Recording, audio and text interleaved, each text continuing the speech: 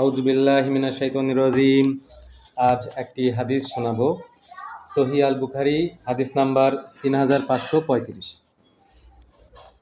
আবু হুরায়রা রাদিয়াল্লাহু তাআলা আনহু থেকে বর্ণিত, তিনি বলেন, নবী সাল্লাল্লাহু আলাইহি ওয়াসাল্লাম বলেন, আমি এবং আমার পূর্ববর্তী নবীগণের অবস্থা এমন, এক ব্যক্তি যেন একটি গৃহ নির্মাণ করল, তাকে সুশোভিত ও সুসজ্জিত করল, কিন্তু এক পাশে একটি ইটের জায়গা খালি রয়ে গেল।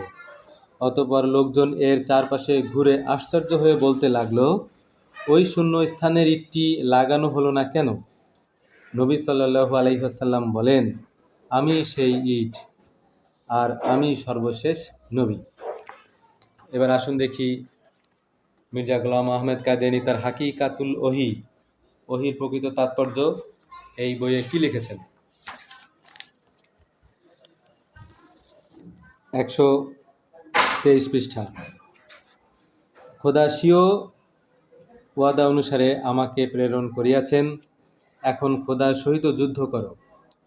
হ্যাঁ, আমি কেবল নবী নহি, বরং একদিক হইতে নবী এবং একদিক হইতে উম্মতীও, যাহাতে হযরত সাল্লাল্লাহু আলাইহি ওয়াসাল্লামের পবিত্রকরণ শক্তি ও আশীষ বিতরণের পূর্ণতা প্রমাণিত হয়।